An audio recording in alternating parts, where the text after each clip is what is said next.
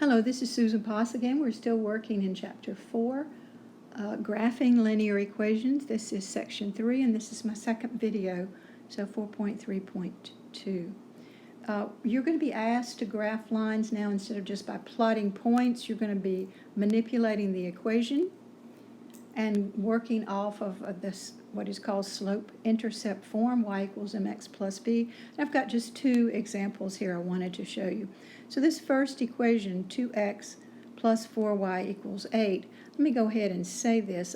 I'm getting a little bit ahead of myself, but this is currently in what is called standard form. There are lots of forms that you're going to learn with linear equations. This one is in standard form. Why? Because the x term appears first, the y term appears next, then the equals mark, and finally the constant appears on the other side. So we're starting out in standard form, but what we want to do, our goal, is to get this into slope-intercept form. So how do we do that? Well, you'll notice that in slope-intercept form, the y is by itself. So that's what I'm going to do here. I'm going to work to get this into the form where y is standing alone. So the first step you'll need here is to subtract 2x from both sides. And if it helps you to remember our left side, right side here, I'll go ahead and put that back in there the way we've been doing in the past.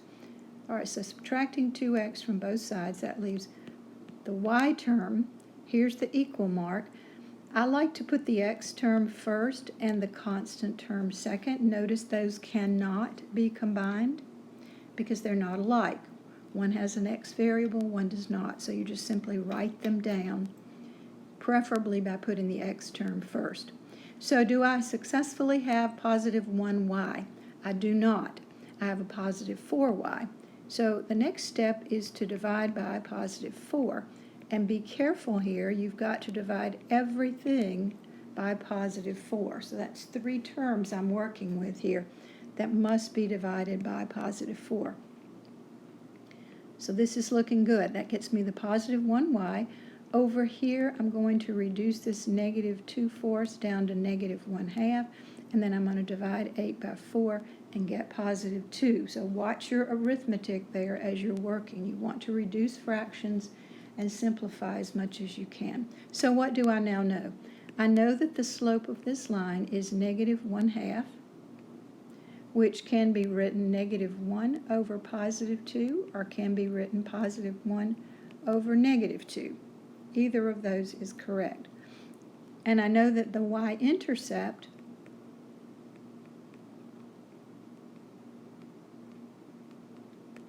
is at the point 0, 2. Remember that last constant out there at the end identifies the y-intercept. So how are we going to graph this? Well, we're going to graph it by starting here with this point. So you've got to get a starting point. So I'm going to go over here and plot 0, 2 on the grid.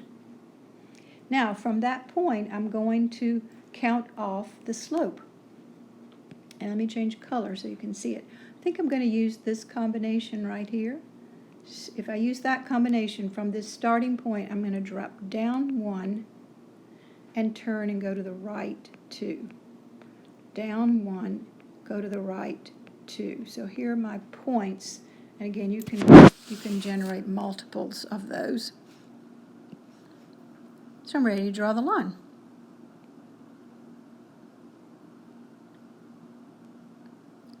I didn't do a real great job of that, but you get the idea. And you can see that this line has negative slope because it's moving as you move across it, reading across it like you would read across an English sentence, left to right. You can see that the slope is dropping. The line is dropping. So that is definitely an example of negative slope. And that's exactly what I was expecting because I got a negative value for the slope.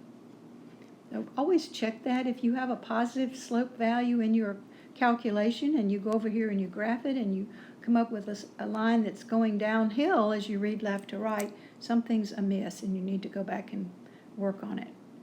All right, this is the last one I wanted to do. So remember what we're trying to do in this section. We're trying to write this in slope-intercept form and then graph it. All right, so remember again, that means I want to get y by itself. Again, if it helps to delineate left side from right side, let's go ahead and do that. Remember, I want the y term left standing, so I want to move away the x term. That's my first step. Go ahead and write these two terms down. Notice that the negative stays with the 3x, and there is a positive on the 10. And the last step will be to divide. I want to end up with y equals. Remember, that's my goal. So I need to divide by this -5, and notice that I divide each of these terms by -5. And then I'm going to do the arithmetic. So I now have positive 1y equals negative divided by negative is positive. So that's a 3/5 x. And 10 divided by -5 is -2. So I can now tell you that the slope of this line is positive 3/5. Remember, this is the vertical and this is the horizontal. And I can also tell you that the y-intercept is at 0, -2. So this is my start point here. Right here. So I'm going to plot that 0, -2. And then from there, let me change my color so you can see me counting. I'm going to rise 3, so here's 1, 2, 3. And I'm going to turn the corner and run 1, 2, 3, 4, 5, and put down a mark. So again, if you want to see me do it again, 1, 2, 3 vertical, 1, 2, 3, 4, 5 horizontal. Vertical change over horizontal change. And let's see if I can do a better job than I did last time of sketching. That's pretty good. And you'll see that that is a positive slope. That line is moving upward as we move left to right across the grid. So all that is fitting together nicely.